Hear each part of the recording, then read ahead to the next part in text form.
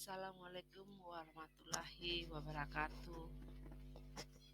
Salam, Om Swastiastu, Namo Buddhaya, salam kebajikan, rahayu, salam dan bahagia. Jumpa lagi dengan saya, Marlin Mariani Manu, guru mata pelajaran IPA di SMP Negeri 2 Wengapu.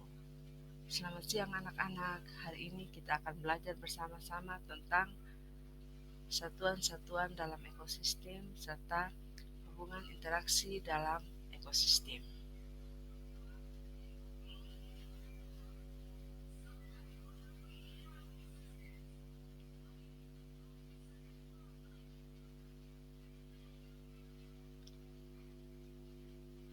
Yang pertama adalah individu. Individu merupakan suatu makhluk hidup tunggal atau organisme tunggal yang hidup dalam suatu ekosistem. Contohnya adalah sebatang pohon, seekor burung, seekor kuda. Atau contoh sangat sederhana adalah ketika di dalam kelas ini hanya ada seorang guru, yaitu ibu sendiri. Jadi ibu disebut sebagai seorang individu. Atau di tingkat yang paling tinggi di lingkungan sekolah kita adalah satu aja kepala sekolah, itu disebut individu. Seorang presiden di negara kita itu disebut dengan individu. Berikutnya adalah populasi. Populasi merupakan sejumlah individu sejenis yang menetap di suatu daerah pada waktu tertentu. Jadi contohnya yaitu ada populasi daripada gajah, kemudian populasi siswa kelas 7H. Kumpulan daripada individu-individu yang sama ini itu biasanya kita sebut sebagai populasi. Kalau misalkan kalian memiliki 2 atau 3 hektar lahan, kemudian ditanami dengan padi, jagung. Nah, jagung itu disebut sebagai populasi. Berikutnya, satuan dalam ekosistem itu adalah komunitas, yaitu merupakan seluruh populasi yang hidup bersama dalam suatu daerah. Contohnya, populasi padang rumput, di mana di situ terdapat sekumpulan populasi kuda, singa, dan rusa.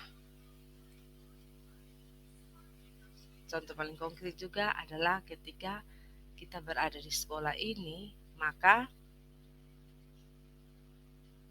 populasi yang berbeda-beda itu pun terjadi. Ada kumpulan populasi dari siswa, populasi guru, ini akan membentuk suatu komunitas. Nah, komunitas kita di sekolah ini disebut dengan komunitas SMP Negeri 2 Waingapu. Berikutnya, ekosistem merupakan interaksi antara anggota komunitas dengan komponen abiotik dan biotik. Nah, ekosistem ini di dalamnya ada komponen abiotik dan biotik. Ekosistem SMP Negeri 2 Wengapu. Di situ terdapat kepala sekolah, siswa, guru, pegawai, gedung, kursi, meja, dan lain sebagainya. Nah, ekosistem berdasarkan proses pembentukannya terbagi menjadi 2, yaitu ekosistem alami dan juga ekosistem buatan. Ekosistem alami contohnya adalah sungai, laut, padang, pegunungan, hutan. Itu yang memang terbentuk secara alamiah tanpa campur tangan daripada manusia. Sedangkan ekosistem buatan itu merupakan ekosistem yang terbentuk karena campuran daripada manusia, seperti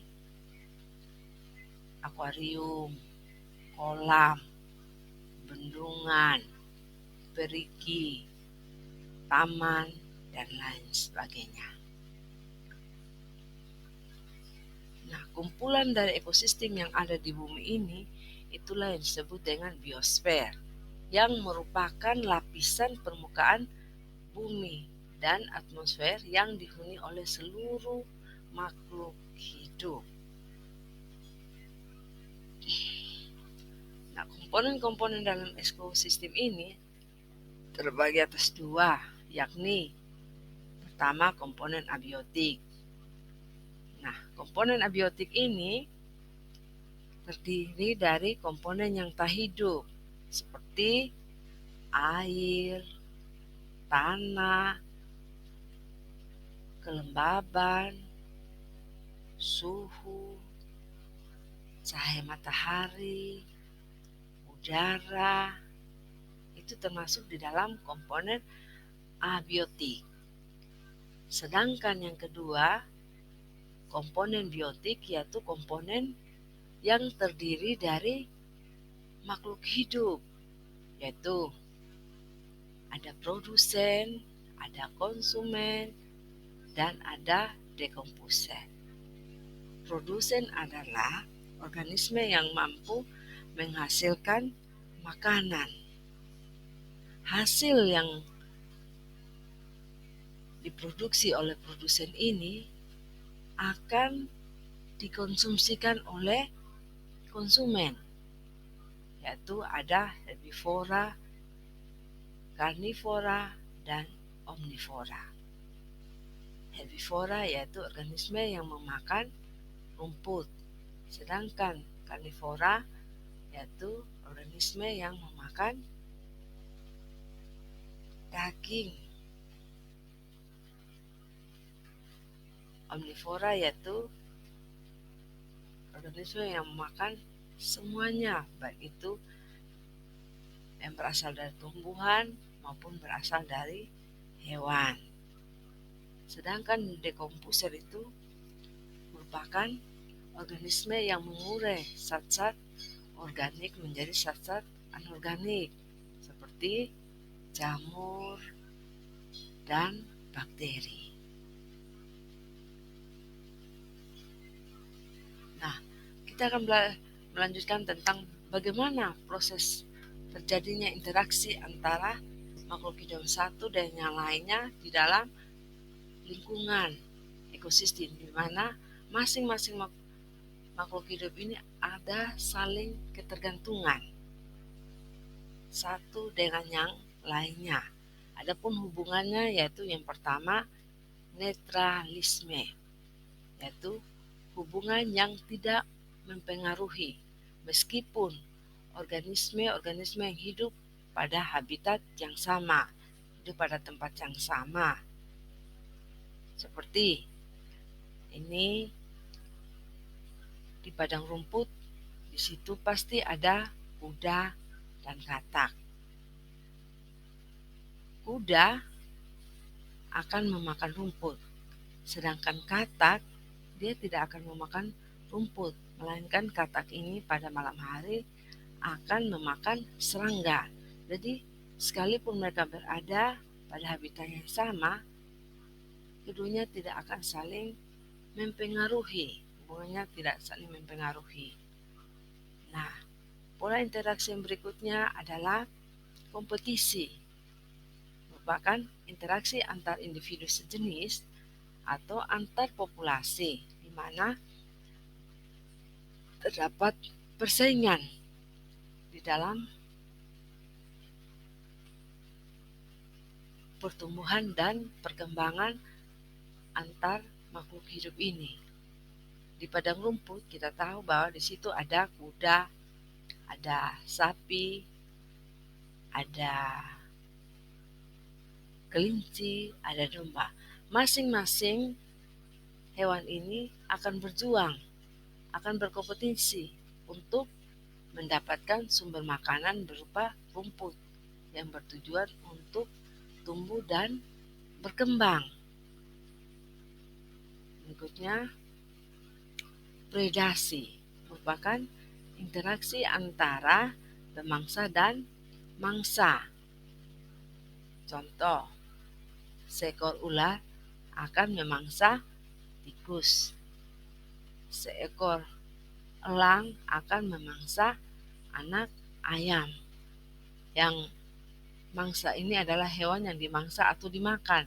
Sedangkan ular dan elang ini disebut sebagai pemangsa karena mereka yang akan memakan mangsanya.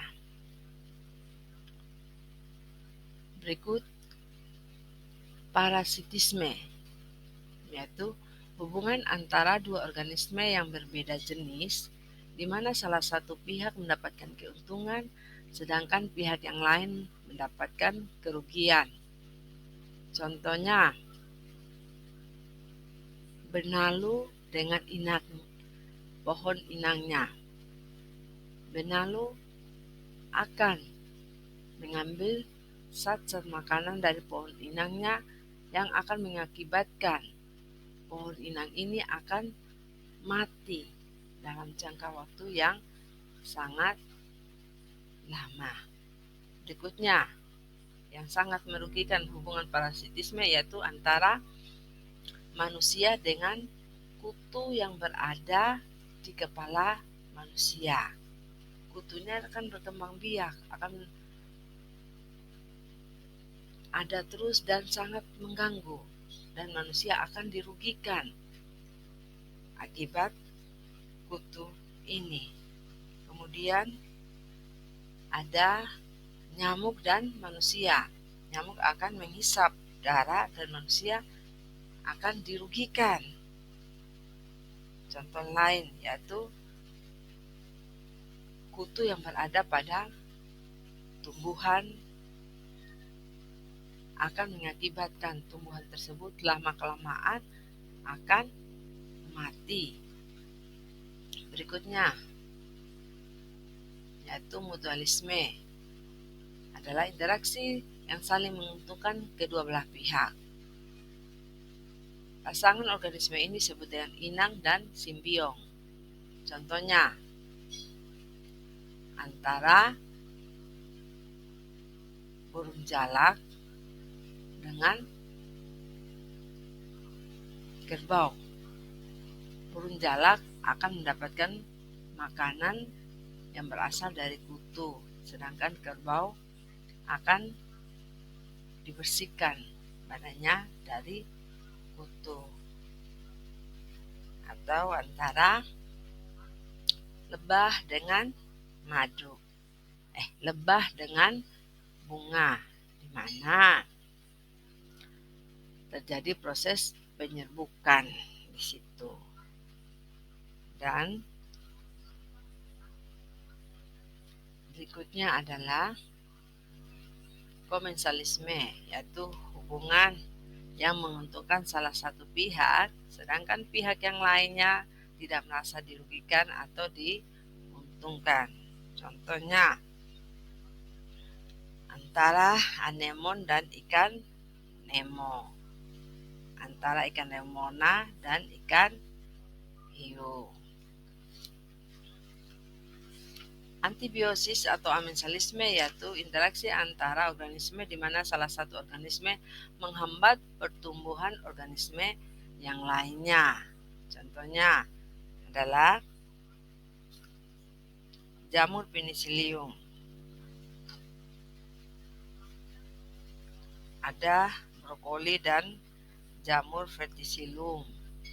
Alang-alang menghambat pertumbuhan tumbuhan lainnya yang ada di sekitarnya. Kemudian